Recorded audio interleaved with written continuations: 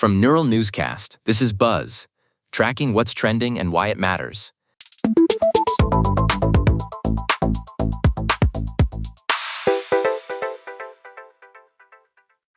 The Texas political map is glowing red hot on our feeds today. I'm Lila Grant. And I'm Jonah Klein. You're listening to Buzz, where we decode the trends shaping your world. Jonah, if you've been on X at all today, you've seen the name Talarico everywhere. It's not often a state representative becomes a national trending topic, but James Talarico is hitting a nerve. He really is. The New York Times just dropped a deep dive into how he's positioning himself, and the internet is eating it up. He's being framed as the new face of Texas Democrats, especially with his background as a former teacher and a seminarian. It's a specific kind of brand. CNN is reporting that his rise is directly linked to how he's been tackling the Ken Paxton controversies. He's taking these complex legal issues and turning them into moral arguments that play incredibly well in short-form video. Exactly. You see these clips of him in committee hearings going viral because he speaks with this calm, moral clarity. On X, that's like lightning in a bottle. People are sharing his speeches as a counter-narrative to the standard political bickering.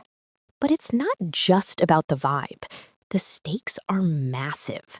The reporting suggests he's looking at a bigger stage, and the social chatter is already treating him like a statewide contender. He's using digital platforms to bypass traditional gatekeepers. And that's the play.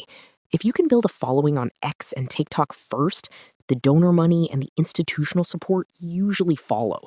But Leela, he's not the only Texan trending for high-stakes reasons. No, he's definitely not. Senator John Cornyn is right there in the mix, and the vibe around his name is complicated.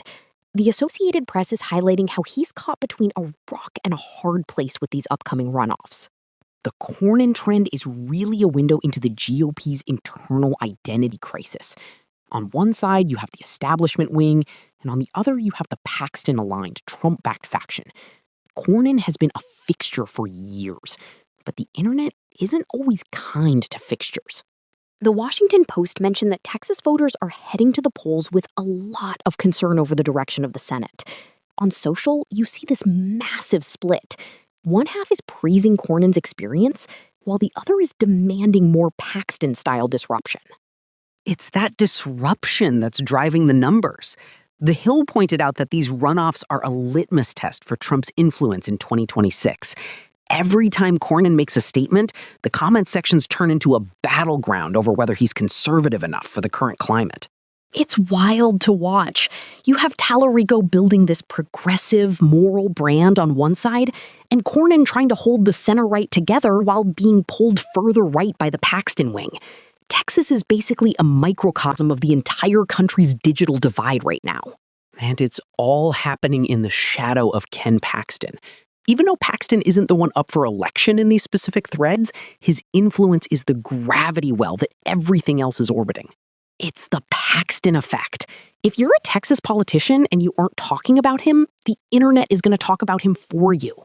Which brings us to the actual voters. The engagement on these topics is coming from all over the country, not just Texas. People are watching the Lone Star State like it's a prestige drama. It basically is at this point. But let's shift gears for a second, Jonah, because while the political world is arguing, a huge portion of the internet is actually celebrating. You're talking about Eid Mubarak. That has been trending globally all morning. It's such a sharp contrast to the political heat in Texas. It's beautiful, honestly. You see millions of people on X sharing photos of their Eid outfits, the food, and their families.